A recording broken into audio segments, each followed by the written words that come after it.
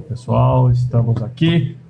Olá a todos do LinkedIn, sejam muito bem-vindos a mais uma live do Procurement Club, hoje com um assunto que eu tenho certeza que é interesse de todo mundo e que todo mundo vai gostar bastante. A gente vai falar em compliance em épocas de crise, né? Compliance em épocas desafiadoras.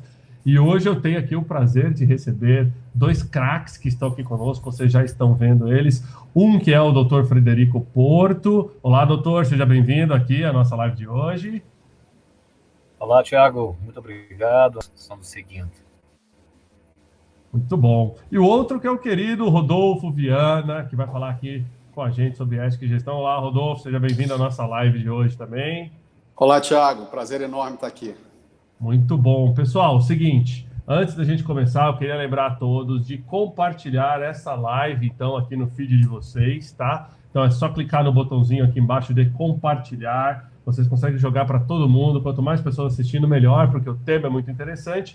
E eu queria começar hoje de uma maneira diferente, tá? Antes de eu entrar aqui um pouquinho no texto para vocês, eu queria lembrar a vocês de colocar aqui nos comentários de onde vocês são, de qual empresa, para que a gente possa depois estar fazendo aí um resumão no final. A gente vai pegar boa parte desses vídeos que estão sendo gravados, dessas lives do Procurement Club, e estar interagindo depois com vocês, dando um pouquinho sobre as audiências, tá? Então, lembra de comentar aqui de qual empresa, de qual estado, de qual cidade vocês são nos comentários, ok, pessoal? Bom, antes da gente começar, queria lembrá-los aí, né, que a gente passa por um momento desafiador, como eu brinco, uma MBA de curto prazo, né, onde todos estão tendo que se reinventar, gerenciar os seus negócios de maneira diferente. E a gente está deixando talvez para trás, por causa dessa questão emergencial, por causa dessa questão urgencial, ou mesmo até porque uma questão que a gente nunca viveu, a nossa sociedade moderna não sabe o que é uma pandemia com esses efeitos. E a gente hoje está vivendo, talvez, uma época onde processos de compra, processos de procurement, processos em geral, estão sendo abandonados ou deixados de lado por uma questão, né, urgencial. E talvez com a boa-fé de que essas coisas vão voltar em curto prazo, mas não necessariamente está tomando em conta todos os processos e tudo mais. E como o Procurement Club, desde o ano passado, levanta essa bandeira do Fair Trade, levanta essa bandeira, né, dessa questão de compliance. Esse ano, de maneira muito interessante, esse tema da noite para o dia virou latente, né? A gente está vivendo aí com boa parte da população que trabalhava em escritórios, em home forced, né? Porque não é home office, é home forced, forçados em casa, mas assombrados ainda por temas de LGPD em épocas de home forced, em questões de compra, né? De relações com fornecedores que sejam saudáveis, né? A gente tem visto aí notícias super preocupantes, que muitas vezes nos levam a pensar cadeias de fornecimento. Será que o nosso fornecedor vai estar em pé amanhã? Se não vai estar, se ele está desrompendo, se a cadeia da cadeia do fornecedor está sendo desrompida nesse momento. Então, isso nos leva, mais uma vez, reforçar o compromisso do Procurement Club com o Fair Trade. Então, para começar esse bate-papo, queria apresentar aqui um pouquinho aqui do CV do Rodolfo Viana, ele que vai trazer para a gente a visão empresarial e ética, né? Saúde econômica e Fair Trade, e como ele, que é sócio-diretor da SG Compliance Consultoria, né, Rodolfo, ele vai falar um pouquinho mais para vocês. Então, Rodolfo, vou jogar aqui a câmera para você, a palavra é sua.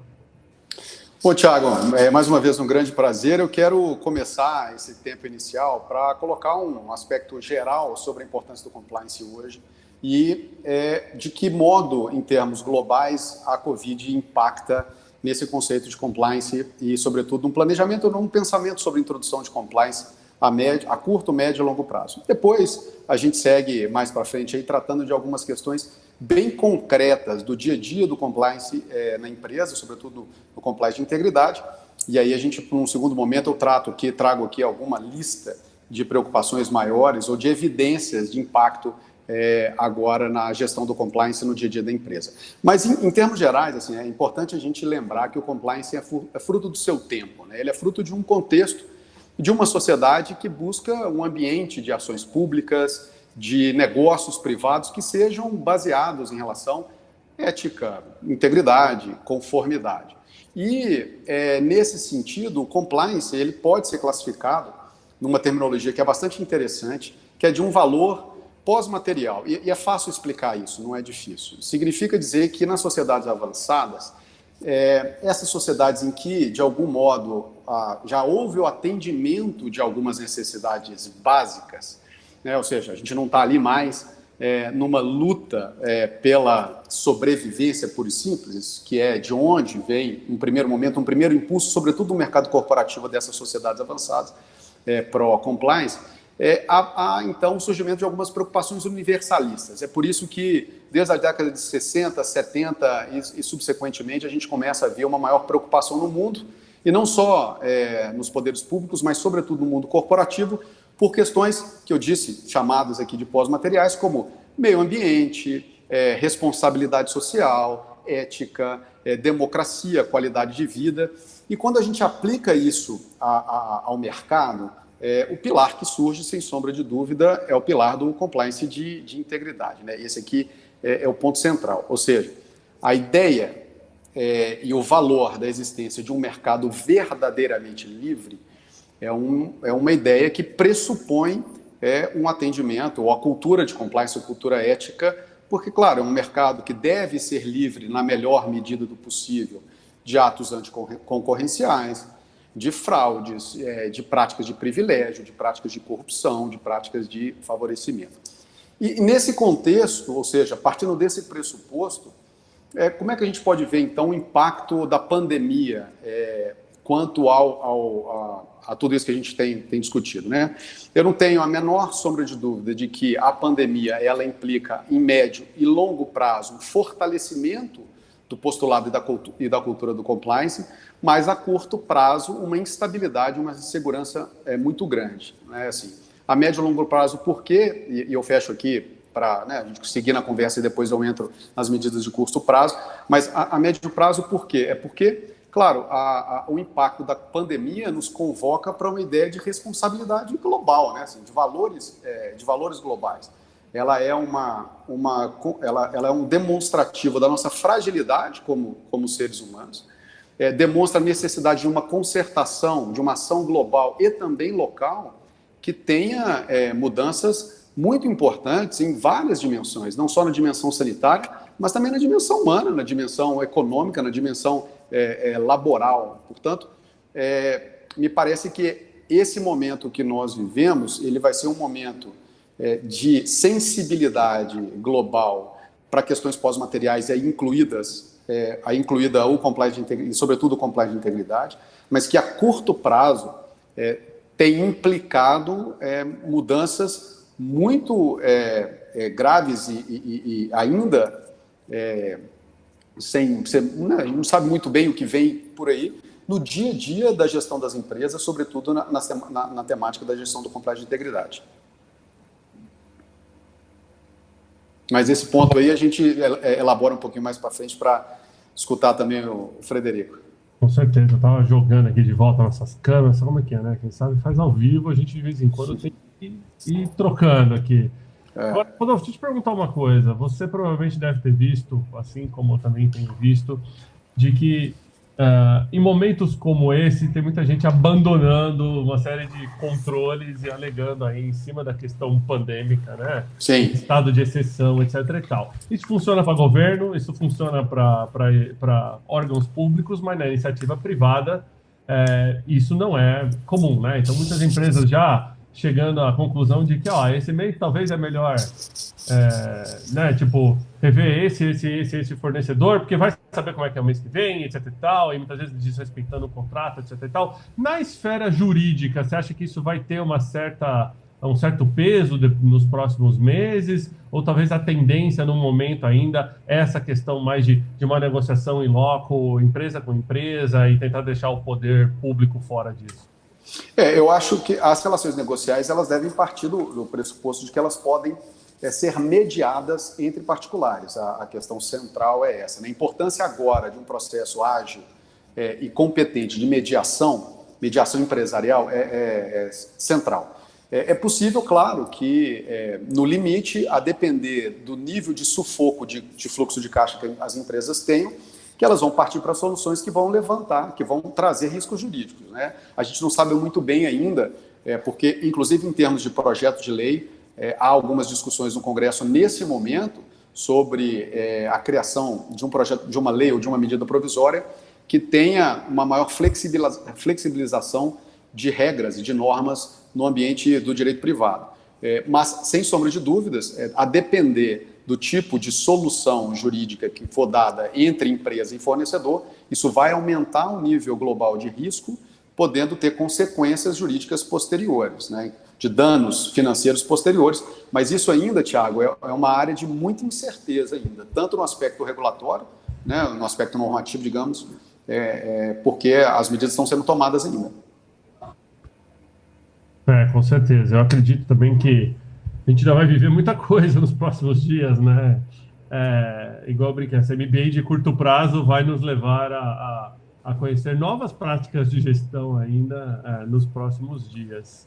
Total, assim, demais, assim, por exemplo, a gente tem, quando a gente fala em compliance de integridade, por exemplo, esse impacto a curto prazo, colocando já um ponto desse tema, é que nós teremos certamente, isso conecta a consideração, a tua pergunta, é que isso vai gerar um aumento global dos riscos da empresa, né? Sobretudo riscos de integridade. Por vários motivos. Hoje as pessoas estão num ambiente organizacional completamente novo, elas estão trabalhando em home office. Os riscos de tomada de decisão nesse ambiente, que é um ambiente tradicionalmente pouco controlado, é enorme, né? Vai aumentar a interação com órgãos públicos, vai aumentar isso que você disse, revisão de contratos com fornecedores, né? Assim, atropelos de governança. Então, isso, sem sombra de dúvida, poderá aumentar muito os riscos com consequências a médio e longo prazo. Por isso é que o conselho atual se você tem uma área de compliance estruturada, isso para os líderes, né? Escute sua área de compliance. Não é momento simplesmente para passar o trator em cima dos controles e implementar decisões sem análise de risco. E o conselho... Tem uma pergunta aqui, Rodolfo. Uma pergunta, na verdade, é o Egídio aqui interagindo com a gente, falando que a negociação é sempre a melhor saída. Aliás, concordo, Egídio, plenamente, mas que muita coisa está sendo alegada caso fortuito e força maior nesse momento, né? Eu Sim. Não sei se aplica ainda força maior, talvez caso fortuito, né? Qual que é a visão? Tem alguma... Eu sei que é muito jurídico essa discussão, né? Vai caso a caso, mas como é que vocês estão vendo isso? Olha, em termos jurídicos, a partir do momento em que há uma decretação de calamidade pública, tanto em nível nacional quanto em níveis locais, né, seja estadual, seja municipal, e há uma comprovação claríssima a partir de vários dados de um estado de pandemia que atinge os negócios, essa cláusula genérica, digamos assim, ela serve como um bom argumento para a revisão contratual, não tenho a menor dúvida.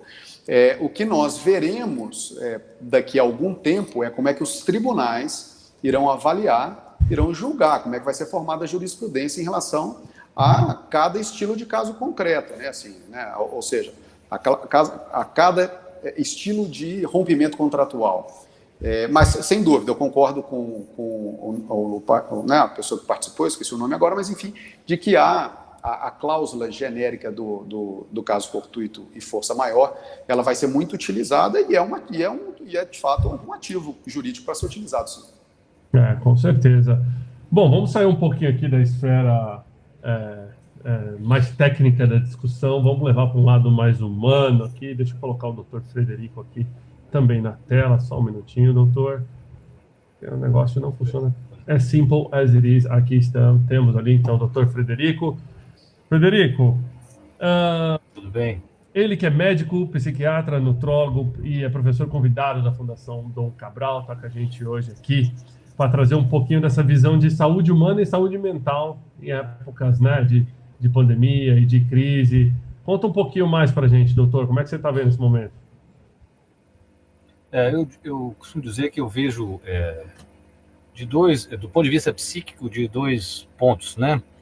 Eu vejo a negação, né, claro, e a ansiedade ou o pânico de um outro extremo, né, nesse momento. E um dos aspectos da negação que eu costumo perceber é que as pessoas têm uma dificuldade de compreensão de como funcionam sistemas complexos. É nítido que tem pessoas, inclusive indivíduos famosos, médicos famosos. Hoje mesmo eu vi um vídeo novo de um determinado médico de São Paulo, que ele grava quase diariamente, querendo provar que não tem problema, não entendendo, por exemplo, que o problema do vírus não é o problema de primeira ordem, quantas pessoas ele mata, não é isso. É quantas adoecem e ocupam os leitos. Ou seja, o colapso do sistema de saúde. Se não morresse ninguém, e todo mundo precisasse ficar internado 3 semanas para ser salvo, você já teria um colapso. Então, a não compreensão, veja bem, de o que é um efeito de segunda ordem em sistema complexo, leva a uma negação de uma certeza. O indivíduo defende, parece que ele está defendendo algo científico, né? Não é nem uma defesa de uma ideia, vamos dizer assim, religiosa ou transcendente. Não, ele pega um número e defende aquilo. Eu sempre gosto de dar esse exemplo do que é primeira, segunda e terceira ordem. É aquele vídeo Como Lobos Mudam Rios, um caso verídico que aconteceu nos Estados Unidos. Resolveram criar um parque para ser um santuário de alces. Então, no santuário de alce, você tem que tirar o predador do alce, que é o lobo, né? Tadinho do alce. Beleza. Primeira ordem, tirar os lobos. Segunda ordem, aumentar os alces. Olha que bacana. Terceira ordem, os alces comeram toda a vegetação, inclusive a vegetação ciliar, os rios secaram. Tiveram que trazer os lobos de volta, eles reduziram a população de alces e os rios voltaram. Então, como lobos mudam rios. Então, primeiro, esse aspecto da negação, eu vejo, tristemente, você pode dizer, a pessoa nega a realidade por limitação cognitiva, ela nega a realidade porque ela tem uma crença de alguma natureza, mas você tem um indivíduo que nega a realidade usando dados, por não compreensão do sistema complexo. Isso eu acho gravíssimo, né? E do outro extremo, claro, as pessoas ansiosas, porque todo mundo fica com temor diante de algo tão novo, que a gente não sabe como lidar, não tem ainda explicação, né? Então você fica temeroso de como lidar com isso. A gente estamos isolados, né? Em casa, as pessoas não têm, né? Vive às vezes, você imagina, em países como, se você vai na Califórnia, tem empresas que 1/3 da força de trabalho vive sozinho. Então como é que o camarada volta para casa e fica no 30 metros quadrados? Ele está numa cela, né? Mesmo que ele tenha Netflix, o que quer que seja, ele está numa cela. Então é um desafio para todo mundo. Mas a gente tem que sair da negação e do pânico, e eu costumo dizer, usar o paradoxo de Stockdale, né, do almirante americano que ficou preso na guerra do Vietnã, que era o seguinte: quando ele foi solto, após 8 anos preso, torturado diariamente, a jornalista perguntou para ele, almirante, o senhor sobreviveu por quê? O senhor era otimista? Ele falou, não, os otimistas eram os primeiros que morriam lá no campo. Ela falou, como assim? Ele falou, porque o otimista falava assim, no Natal eu vou estar livre. Ele não tinha controle sobre isso. Quando o Natal chegava, ele não era livre, ele não era liberto, ele ficava deprimido, adoecia e morria. Ela falou assim, então como é que o senhor saiu? Ele falou assim, eu nunca deixei de encarar a realidade onde eu estava, mas nunca deixei de ter fé de que eu ia sair dali. É um otimismo realista. E nesse caminho eu focava naquilo que eu controlo, que eu controlava. Então é isso que todos nós temos que fazer, encarar a realidade sem negá-la, saber, ter a esperança que vai mudar, e vai mesmo, vai passar, né? E focar naquilo que a gente controla. Muito bom. Pessoal, eu vou pedir um segundinho para vocês, porque eu acho que o áudio do doutor está muito bom, mas o vídeo, temos o doutor um pouco travado aqui, doutor. Espera aí que vamos... Como é ao vivo, sabe como é que é, né? Já dizia aquele âncora famoso daquele canal, quem sabe faz ao vivo. Deixa eu colocar vocês de novo aqui. Mas o áudio saiu, né? O áudio saiu, o pessoal te ouviu, certeza, mas eu vou pedir um segundo técnico aqui, pessoal. Vou jogar aqui uma tela de pane, e aí vocês vão poder ver aqui. E para dizer que não fomos prevenidos, tem uma semana, por coincidência, que eu aumentei 4 vezes a minha internet, ou 3 vezes. Eu tenho a sensação que coincidiu com tudo, ela piorou. São os problemas da complexidade do mundo. Tá aí também. A complexidade do home office. Eu não posso acusar a empresa, porque coincidiu quando eu aumentei e surgiu todas essas questões. Importante não negar os problemas, né? Exatamente. Bom, na verdade, pessoal, eu vou acabar deixando aqui, infelizmente, não consigo trazer o vídeo do Dr. Frederico de volta, eu consigo trazer o áudio do doutor que está perfeito, mas o vídeo está travado, então, doutor... Congela a minha imagem, a fotografia minha. Deixei um boneco que está simulando ali como se fosse o doutor, entendeu? E LinkedIn Live, então pode continuar aí, doutor, por favor. Bem, então dessa maneira, né, ou seja, primeiro essa não compreensão, né, e quando o Rodolfo falou, né, sobre o compliance e tal, a gente entender que sistemas complexos, no fundo, são mais frágeis. Quanto mais complexo, a interdependência gera uma fragilidade, né, que faz parte. Eu vou dar um exemplo em seres vivos. Se você pegar uma ameba, ela não tem câncer. Não existe câncer em ameba. Cachorro tem câncer. Mas cachorro não tem esquizofrenia ou depressão porque a cachorrinha abandonou ele, tá certo? Isso é só ser humano que tem. Então, quanto mais complexo, você também tem maiores possibilidades de coisas darem errado. É isso que a gente vê nessa interdependência, né? Seja numa cadeia de supply chain, seja porque um país produz um insumo que você precisa para poder fabricar o remédio em outro país, né? E aí o transporte não está acontecendo. Então, essa conectividade, ela gera uma maior fragilidade e, claro, acaba gerando, nesse momento, também maior ansiedade, porque a gente não tem uma noção de quanto que isso tem tudo interligado, né? Isso se perde, né, muitas vezes, né? Deve ter cadeias de suprimento que praticamente, você rastrear aquilo é difícil, né? Então, assim, isso, na minha visão, gera também ansiedade. E a questão da decisão, como nós falamos, né, que é o grande conflito, na minha visão, hoje, é o conflito utilitarismo versus universalismo. Um conceito mais universalista nesse caso é que a vida não teria preço, é isso? E do lado de cá você está dizendo, não, nós temos que voltar ao trabalho, que a economia também preocupada com a vida. No fundo, você está dizendo o seguinte, as pessoas vão morrer mais, vamos dizer, pelo vírus ou do impacto econômico. E isso é uma decisão, um dilema profundo, filosófico, de o que fazer, né? Porque, geralmente, em áreas de ciências mais exatas, na administração, na engenharia, o que quer dizer, você pode dividir isso em tempo, né? Você pode fazer primeiro um, depois você vai para o outro, e muitas vezes, no momento como esse, você não tem essa opção, você acaba tendo que escolher o menor impacto dos dois. Então, é como se a gente não pudesse nem ter o melhor para salvar a economia e nem ter o melhor para salvar tudo na saúde.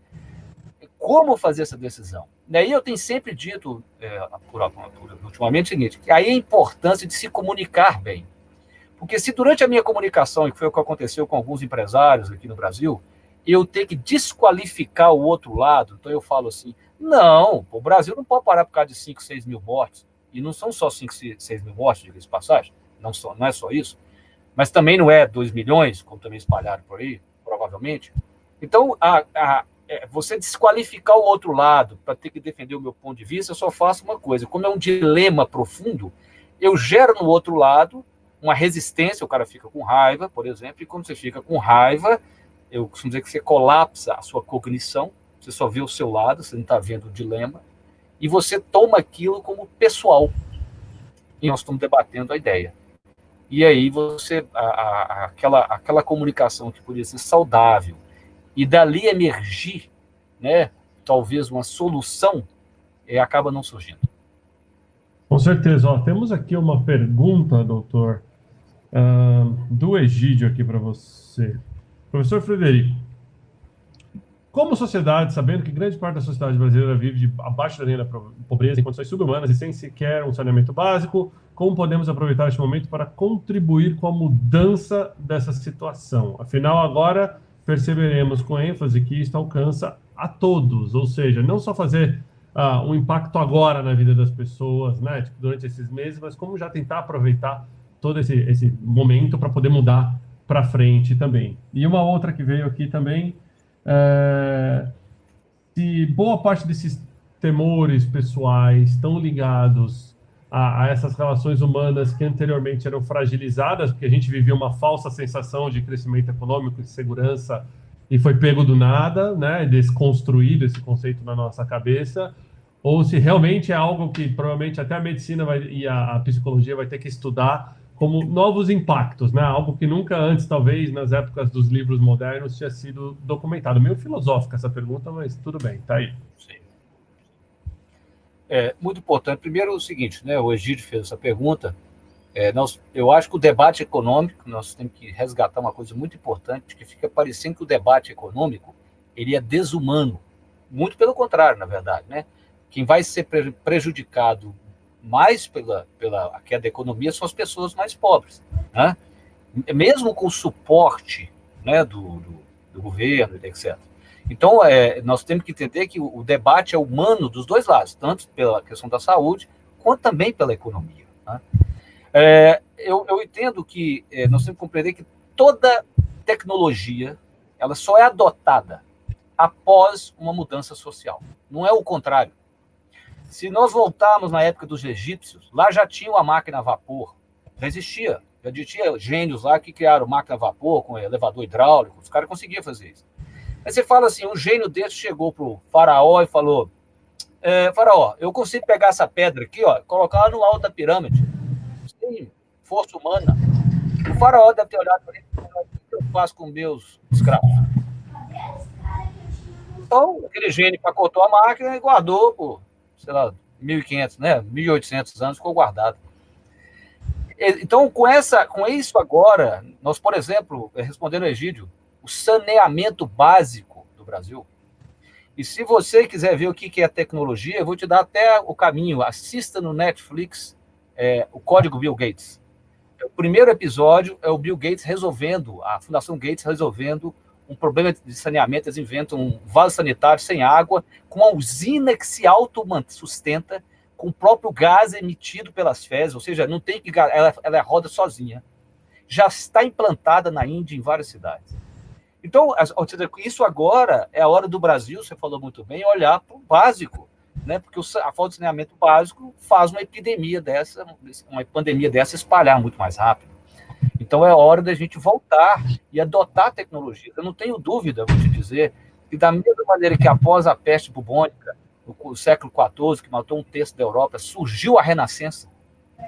Após esta pandemia, dezenas, centenas de tecnologias que estavam encostadas aí, ninguém sabia, vão voltar. Eu entendo que vai ter uma outra grande revolução.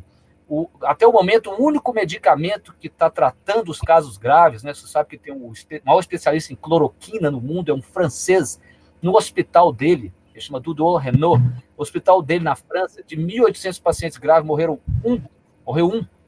E a cloroquina, tinha países que ela era banida, é um remédio sem patente, baratinho. O que nós vamos começar a falar assim? Pô, deve ter muito remédio aí que já não fabrica mais, que era eficaz, e que saiu do mercado por outros motivos, por motivos econômicos. Eles não saíram por falta de eficácia.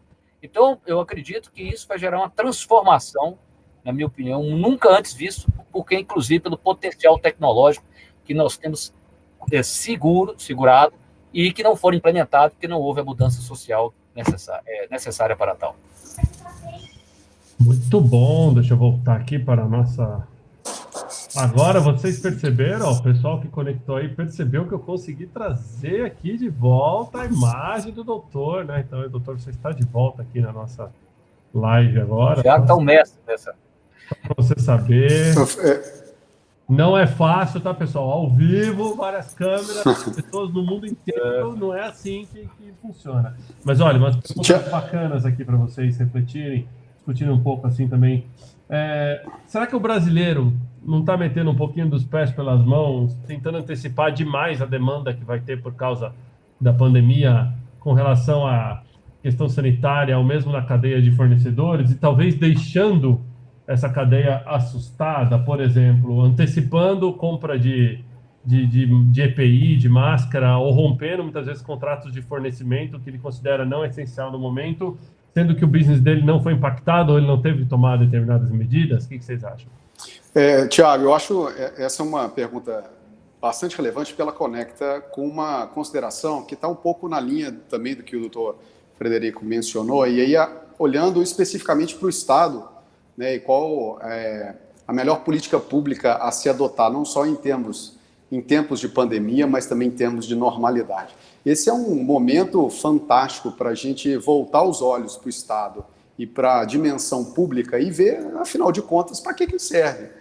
Não é? E é possível, talvez, unificar discursos ideológicos no sentido de que, ora, o momento agora mostra que todo gasto supérfluo estatal tem que ser cortado, de que toda sobra inútil tem que ser afastada e de que o Estado presta, na verdade, deve prestar política pública para, sobretudo no ambiente brasileiro, com as nossas próprias características econômicas, sociais, para ter uma rede de proteção que seja social, sanitária, e também que deixe o mercado também, né, poder se regular e poder ter liberdade para desenvolver sem pânico,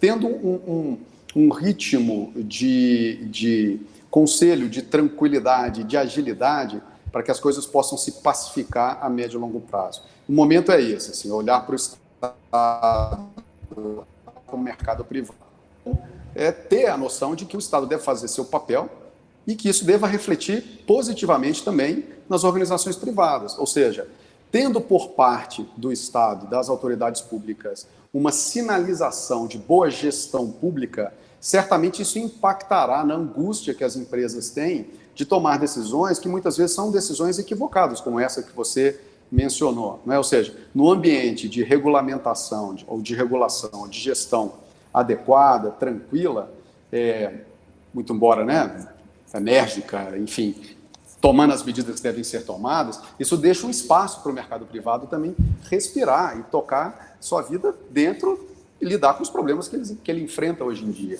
Então, esse é um ponto que eu acho importante também mencionar. O mercado privado ele também é sujeito a instabilidades de humor do mercado público.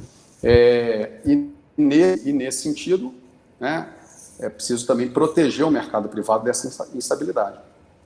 Verdade. Isso acaba trazendo sanidade para nossas cabeças, né, doutor? Porque imagina empresário, bom, eu estou nesse papel aqui como executivo de multinacional, você tem que tomar decisões difíceis todos os dias, para baixo e para cima, e é uma coisa que está impactando o mundo inteiro, né? Não é? Eu acho que é a primeira vez onde o centro da crise é o ser humano.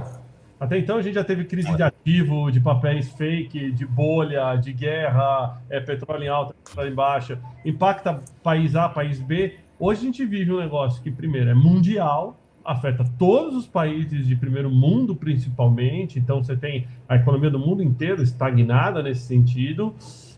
Lógico que pode ter um excesso, pode ter uma certa reação, um overreacting de alguns setores, mas a gente está vivendo uma primeira crise onde o ser humano, a proteção ao ser humano, independente da sua bandeira, independente da sua, né, da sua crença, vem em primeiro lugar. Só que isso é uma coisa que a gente não aprende em nenhuma MBA, né? O executivo nunca pensou em tomar decisão para o bem-estar da sociedade. Isso se chamava terceiro setor, o executivo da área privada. Não. E como conviver com isso? Como trabalhar isso dentro da cabeça? Eu acho que primeiro há um desafio, como você falou muito bem, da complexidade, né? Ou seja, isso requer que pela primeira vez, talvez, eu tenha que sincronizar perspectivas que eu não tinha que fazer isso antes, né? E perspectivas que muitas vezes surgiam antagônicas, não é isso? Né? Nós estamos falando, né? Qualidade de vida versus custo, né? O que é que seja, né? Ou seja, é uma perspectiva, né, que apareciam antagônicas. É a primeira vez que nós não temos, em uma crise mundial, um inimigo tangível. Você não vê o vírus, né? Não é igual você falar assim, uma guerra, o mundo contra a Alemanha na Segunda Guerra Mundial, né? Os aliados contra a Alemanha. Aqui não, né? Ou seja, é o mundo contra um vírus que vai matar a humanidade, né? Está indo contra a humanidade. Então, essa questão de sincronizar perspectivas, ela requer de todos nós uma capacidade de perceber variáveis, que é uma cognição mais rara, eu vou dizer para você em quantidade. Não é à toa, se você for na história, em grandes conflitos, por exemplo, Churchill, ele tinha no gabinete de guerra dele adversários lá dentro. Porque Churchill sabia, como Lincoln, dentro do gabinete dele, também tinha adversários, que a complexidade cognitiva, que agora nós estamos falando da cognição, não do ambiente, ela, quanto mais sofisticada ela for, mais rara ela é.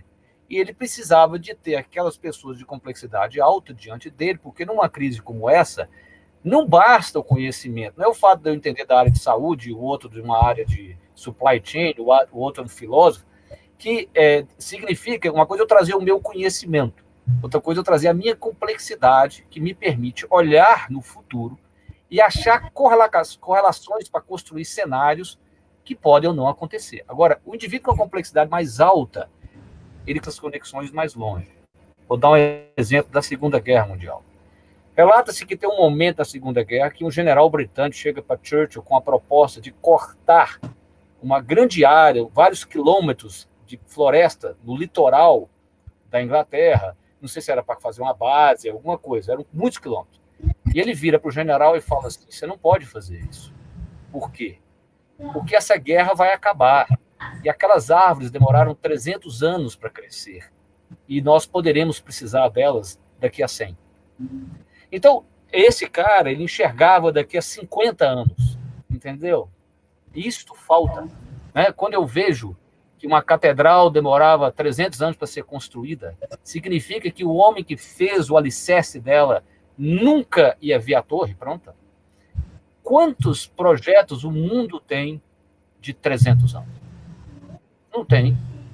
Nós não devemos ter mal como humanidade, né, de 100 anos, né? Alguns países devem ter de 50, mas alguém está pensando nisso. Pode ter certeza que em alguma cúpula de países você pensa nesse time span longo.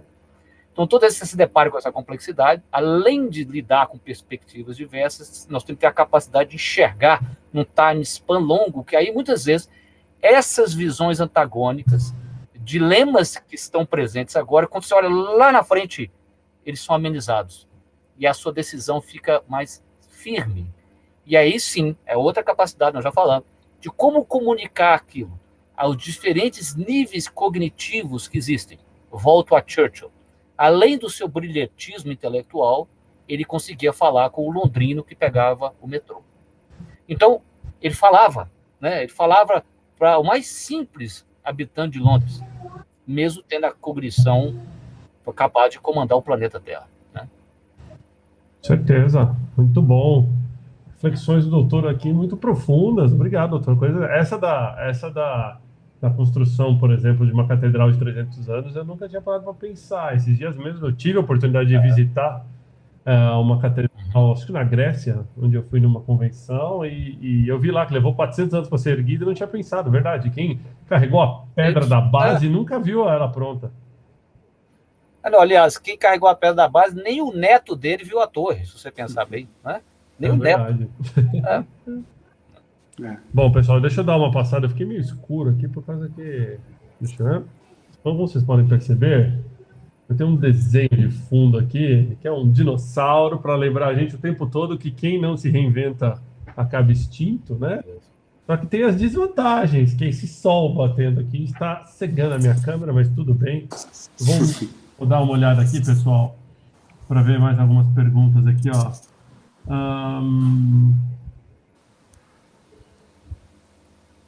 Vocês acham que o movimento, acho que é essa para o Rodolfo. Rodolfo, o movimento pós-crise pode ser diminuir dependência de fornecedores, tentar ter cada vez mais fornecedores e menores do que dependência de um só? Sim, veja, momentos difíceis como esse que nós estamos vivendo, eles vão exigir da liderança decisões também excepcionais, né? Decisões excepcionais com base em alguma regulamentação jurídica excepcional. A gente tem visto aí várias medidas provisórias que têm sido publicadas, isso também gera uma pressão, um estresse muito grande na área de conformidade para acompanhar essas alterações, e certamente a revisão de processos, revisão de procedimentos, que incluem também gestão de terceiros e revisão de cadeia de fornecedores. Claro, as áreas técnicas, sobretudo a área de suprimento, ela está passando nesse momento por um momento de, né, como todo setor, mas sobretudo agora, com a possibilidade de quebra e a possibilidade de postergação, de não entrega, né, e de quebra dessa cadeia, sobretudo com a decretação de falência mesmo de várias empresas que prestam serviço. Sem sombra de dúvida, essa lógica de se apoiar em uma cadeia de fornecedores baseada num número muito restrito de fornecedores, ela, sem sombra de dúvida, ela se torna um risco exponencial na crise, que pode gerar uma melhoria do sistema a médio e longo prazo. Mas ainda, de novo, há muita incerteza, né, Tiago, em relação ao que será da cadeia de fornecedores nos próximos tempos.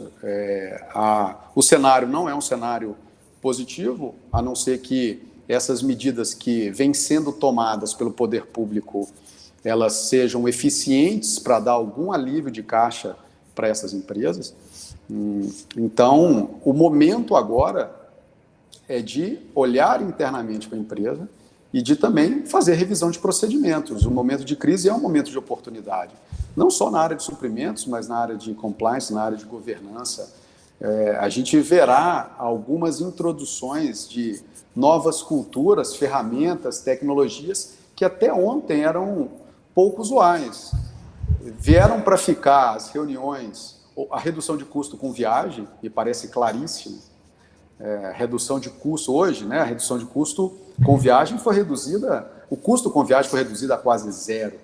E a gente começa a perceber que muitas vezes é mais eficiente fazer uma reunião por videoconferência do que fazer uma reunião presencial, pegar um avião, deslocar com o carro. Então, é o momento de olhar internamente para a empresa. A gente sabe que devem ser tomadas decisões urgentes, sensatas, sãs, em relação à vitalidade financeira da empresa. Isso é o que está hoje na pauta número 1 das empresas, mas esse também é um momento de se olhar internamente e aproveitar para melhorar procedimentos. Dentre eles, os procedimentos de compliance de integridade, o procedimento de conformidade, que nas empresas que os possuem atualmente estão passando por um processo de estresse muito grande. Avaliar, monitorar, aprimorar sistemas de compliance em situações de normalidade, num ambiente altamente regulado, como são as nossas sociedades contemporâneas e complexas, já é difícil. Quando você tem uma situação de anormalidade, que você, portanto, catalisa a complexidade da sociedade, o ambiente regulatório, o ambiente de conformidade, é ainda mais difícil. Então, é preciso ter também criatividade e compreensão dos setores de compliance para, junto com os outros setores, inclusive o setor de suprimento, o setor de liderança, pensar soluções alternativas, soluções ágeis, mas que, na linha também discutida. É isso aí. Muito bom. Acho que a gente perdeu um pouquinho o áudio do Rodolfo, mas estamos conectados ainda. Tem uma pergunta aqui sobre se a gente deveria gerenciar toda essa crise com um centro de custos diferentes, talvez no balanço de maneira diferente. Isso aí só o tempo e as boas práticas de contabilidade vão poder responder, porque eu acho que grandes empresas mesmo ainda não têm muita noção de como lidar com isso. A verdade é que é como se fosse uma greve dos caminhoneiros, só que global e afetando muita gente ao mesmo tempo, né? Então, como você tratou a contabilidade na greve dos caminhoneiros, vai ser como você vai tratar agora, da mesma forma. Bom, tudo que é bom vai chegando no fim, né? A gente está no finzinho aqui já. Doutor, queria palavras finais aí suas antes da gente encerrar a live. Sim. Primeiro agradecer a oportunidade, né, de estar aqui com vocês. Nós estamos aí nos reinventando, acho que todo mundo está passando por isso. Tem que entender que faz parte desse ciclo de emoções que nós vamos passar. Nós vamos ficar com raiva, aí nós vamos negociar, vamos ceder aqui, né, até nos adaptarmos. Aí que nós vamos ficar tristes, né? Então nós vamos ficar meio luto na perda do que era da nossa zona de conforto, mas com certeza lá na frente nós vamos nos adaptarmos ao novo mundo que vai surgir. E eu tenho falado sempre nas minhas lives que eu faço diariamente, às 20 horas, no meu Instagram, no YouTube, no Facebook, todo dia eu faço uma live atualmente. Eu atualizo o que eu vi do corona no dia, a gente fala de temas leves, né? Um dia do corpo, um dia da mente, um dia do corpo, um dia da mente. Hoje, sexta-feira, um tema bem leve, emagrecimento em tempos de corona, de isolamento, porque eu sou psiquiatra e nutrólogo. E eu sempre gosto de lembrar na nossa live uma outra fala de Winston Churchill, que é a seguinte: quando você estiver atravessando o inferno, continue caminhando em frente. Acho que eu entrei de volta. E eu complemento assim, com o apoio das pessoas amadas e queridas que estão à sua volta. Oi, Thiago, Frederico. Voltamos, temos o Rodolfo de volta. Desculpem. Não, que isso, estavam fazendo problemas técnicos. Acontece, é ao vivo. Estou fazendo considerações finais, Rodolfo, se quiser fazer as suas também.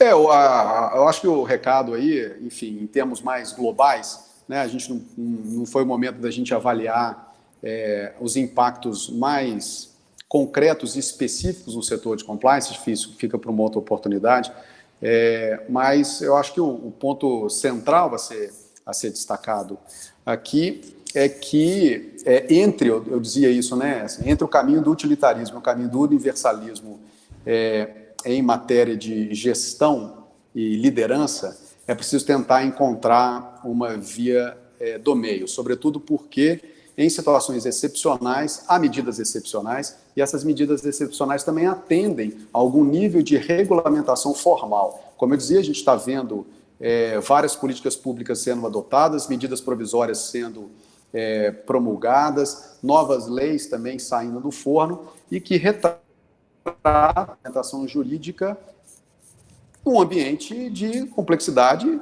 exacerbada, ou seja, num ambiente de maior anormalidade. Logo, a empresa também terá uma estrutura jurídica e também uma estrutura de decisão para tomar medidas excepcionais.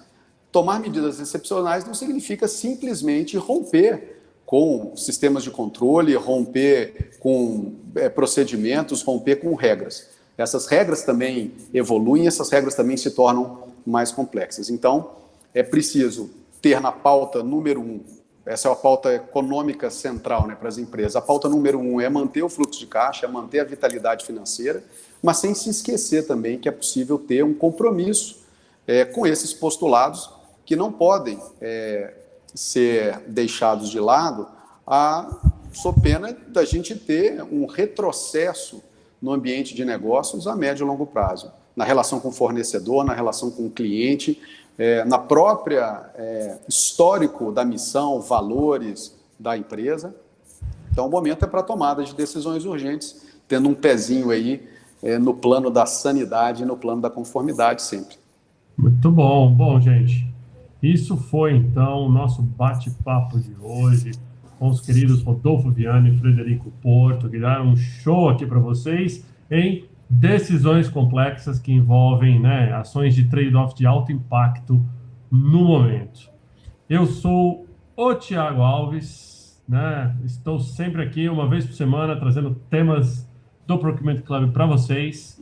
A gente falou há 2 semanas de questão de importações, descumprimento na cadeia, a gente falou de semana passada também da relação trabalhista em momentos como esse, e agora estamos aqui de volta para falar dessas ações de trade-off de alto impacto.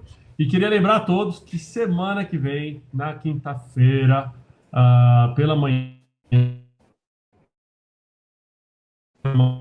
um bate-papo especial do Procurement Club com o presidente da Audidor Brasil, né, Johannes, que vai vir aqui falar para a gente do impacto da crise na indústria automobilística e muito mais que isso, né? Como vai ser o pós e o otimismo da marca aí para o mercado depois de todo esse movimento global, né? Então não percam, porque vai ser top também. Queria agradecer de coração, então, Rodolfo, Frederico, obrigado pela apresentação. A todos vocês aí que acompanharam a nossa live também, muito obrigado. Né? Não esquece de compartilhar a live, não esquece de clicar aqui, ó, no compartilhar, de jogar no seu timeline, de chamar as pessoas para assistirem. A live fica disponível por 7 dias ainda, então dá tempo de todo mundo assistir o conteúdo, interagir, compartilhar no feed, salvar, publicar no Instagram TV, e capaz que se abrir a geladeira vai estar o Procurement Club lá dentro com uma live também.